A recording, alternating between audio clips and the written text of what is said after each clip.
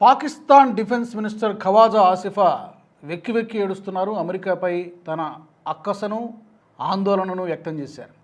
America పాకిస్తాన్ని tissue paper లాగా వాడుకొని వదిలేసింది అని చెప్పి తాజాగా ఆయన మాట్లాడారు. దీనికి కారణం ఏంటంటే ఒక ఉదాహరణ కూడా ఆయన కోట్ చేశారు. ఆఫ్ఘనిస్తాన్ విషయంలో 1999 సంవత్సరంలో ఆ తర్వాత అమెరికాతో చేతులు కలపడం అనేది మేము చేసినటువంటి అతిపెద్ద తప్పు. దాని ఫలితం ఇప్పటికీ కూడా మేము అనుభవిస్తున్నాం, పాకిస్తాన్ అనుభవిస్తోంది. ఆఫ్ఘనిస్తాన్తో మేము శత్రుత్వాన్ని కొనిదెచ్చుకున్నాం, తాలిబాన్లతో మేము శత్రుత్వాన్ని కొనిదెచ్చుకున్నాం. ఆ శత్రుత్వం ఇప్పటికీ కొనసాగుతోంది. ఎప్పటికప్పుడు మా మీద దాడులు చేస్తున్నారు, దాన్ని కౌంటర్ చేయడానికి మేము తల కింద మీద పడాల్సి వస్తుంది అనేటువంటిది ఖవాజా ఆసిఫ్ ఉద్దేశం. 1999లో ఏం జరిగింది? అప్పుడు పాకిస్తాన్కి సైన్యాధిపతిగా పర్వేజ్ ముషరఫ్ ఉన్నారు. పర్వేజ్ ముషరఫ్ నేతృత్వంలో సైన్యం ప్రధానమంత్రిగా ఉన్నటువంటి నవాజ్ షరీఫ్ ప్రభుత్వాన్ని కూల్చేసి అధికారాన్ని చేజిక్కించుకుంది. ఆ తర్వాత 2001 తర్వాత అమెరికా సపోర్ట్తో ఉగ్రవాదాన్ని నిర్మూలించడానికి తాలిబాన్లకు వ్యతిరేకంగా తమ ప్రభుత్వం చర్యలు తీసుకుంది. అక్కడి నుంచి కూడా మొదలైంది పాకిస్తాన్కి శనిపట్టుకుంది. అమెరికా మాట విని మేము చాలా పెద్ద తప్పు చేశామని చెప్పి ఖవాజా ఆసిఫ్ అంటున్నారు. చాలా డేరింగ్ స్టేట్మెంట్ ఇది. ఎందుకంటే అమెరికాకి ఎవరు వ్యతిరేకంగా మాట్లాడినా దానికి కౌంటర్ కూడా, దానికి ప్రతీకార చర్య కూడా అంతే స్ట్రాంగ్గా ఉంటుంది. జనరల్గా మరి ఇలాంటి స్టేట్మెంటు ఆసిమ్ మునీర్కి తెలిసి మాట్లాడుతున్నాడా ఖవాజా ఆసిఫ్? షహబాజ్ షరీఫ్కి పెద్ద యాక్టివ్ రోల్ ఏం లేదు, పపెట్ ప్రైమ్ మినిస్టరే. మొత్తం అంతా ఫీల్డ్ మార్షలు అన్నీ కూడా తానే ముందుండి నడిపిస్తుంది ఆసిమ్ మునీర్. ఆసిమ్ మునీర్కి తెలిసే ఖవాజా ఆసిఫ్ ఈ మాటలు మాట్లాడుతున్నాడా? తన చేత మాట్లాడిస్తూ ఉన్నాడా? ఇప్పుడు ఇన్ని రోజులు లేని ఇప్పుడే ఎందుకు ఈ స్టేట్మెంట్ వస్తోంది అనేది బహుశా ఇండియా అమెరికా ట్రేడ్ డీల్కి సంబంధించి నిన్న మొన్నటి వరకు మాతో షేక్ హ్యాండ్ ఇచ్చినటువంటి డొనాల్డ్ ట్రంప్ ఈ రోజున భారత్ తోటి ట్రేడ్ డీల్ అంటూ మాట్లాడుతున్నాడు. కాబట్టి బహుశా ఇది పాకిస్తాన్ డిఫెన్స్ మినిస్టర్కి అంతగా రుచించకపోవచ్చు.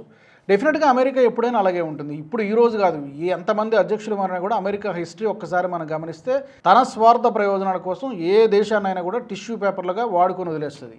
దానికి ఎన్నో ఉదాహరణలు ఉన్నాయి. లిబియా, ఇరాక్, ఇరాన్, ఆఫ్ఘనిస్తాన్ చరిత్ర తిరిగేస్తే మొత్తం అమెరికా చరిత్ర అంతా ఇలాగే ఉంటుంది. అవసరమైతే యుద్ధాలు క్రియేట్ చేస్తారు, వాళ్ళ ఆయుధాలని అమ్ముకోవడానికి యుద్ధాలను క్రియేట్ చేయడము, రెండు దేశాల మధ్య ఘర్షణ వాతావరణం రేకెత్తించడము, ఇవన్నీ కూడా చేస్తారు.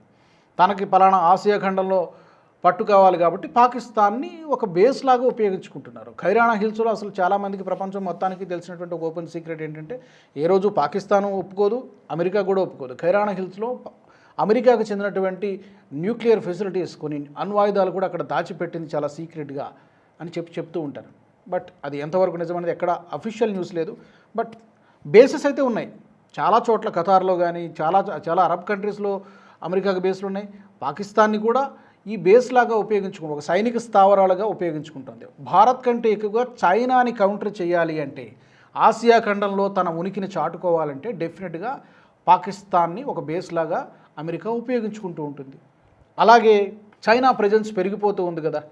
సిపెక్ కారిడార్ పేరుతో, చైనా పాకిస్తాన్ ఎకనామిక్ కారిడార్ పేరుతో చైనా చాలా కొన్ని కోట్ల రూపాయలు ఇన్వెస్ట్ చేసింది. మరి మనం కూడా ఏదో ఒకటి చేయాలి. చైనా పాకిస్తాన్ దోస్తీ అయిపోతే మళ్ళీ అక్కడ మనం ఇర్రెలవెంట్ అయిపోతాం. కాబట్టి మేము కూడా అక్కడ ఉండాలని చెప్పి ఆసిమ్ మునీర్ని వైట్ హౌస్కి పిలిపించుకొని అక్కడ మీ దగ్గర చాలా మెటల్స్ ఉన్నాయి కాబట్టి, సహజ వనరులు ఉన్నాయి కాబట్టి అవి మాకు ఇవ్వండి అని చెప్పారు. సో దాన్ని మేము కూడా వీలనంత దక్కించుకోవాలన్నటువంటి ప్రయత్నం అమెరికా చేస్తుంది. దీంట్లో భాగంగానే అందులోకి ఇప్పుడున్నటువంటి డొనాల్డ్ ట్రంప్ పక్కా businessman. He's not a statesman. అతను ప్రెసిడెంట్ కంటే కూడా బిజినెస్ మ్యాన్గానే ఎక్కువగా ప్రతిదీ. తను ఎవరితో మాట్లాడినా ఏం చేసినా ఒక బిజినెస్ డీల్ లాగానే ఉంటుంది. అలాగే పాకిస్తాన్తో కూడా డీల్ చేశాడు. అందులో అమెరికా తప్పు పట్టాల్సిన అవసరం లేదు. అమెరికా అలాగే బిహేవ్ చేస్తుంది. డొనాల్డ్ ట్రంప్ అంతకంటే ఒక పక్కా బిజినెస్ మ్యాన్ లాగానే డీల్ చేస్తాడు. ఇప్పుడు ఇది ప్రపంచం మొత్తానికి తెలిసినటువంటి సీక్రెట్. ఇప్పుడు ఖవాజా ఆసిఫ్కి ఇప్పుడు లేటుగా రిలీజ్ అయినట్టుగా కనిపిస్తోంది. నిజంగానే అమెరికా పాకిస్తాన్ని టిష్యూ పేపర్ లాగానే వాడుకుంది. ఈ వీడియో మీకు నచ్చినట్టయితే లైక్ చేయండి, 10 మందికి షేర్ చేయండి. అలాగే కామెంట్ల రూపంలో మీ అభిప్రాయాలను మాతో పంచుకోండి. Nationalist hub group of channels ను సబ్స్క్రైబ్ చేసుకుని తెలుగునాట జాతీయవాద జర్నలిజాన్ని ప్రోత్సహించండి. ఈ వీడియో కింద ఉన్న బెల్ ఐకాన్ పై క్లిక్ చేయడం మర్చిపోవద్దు.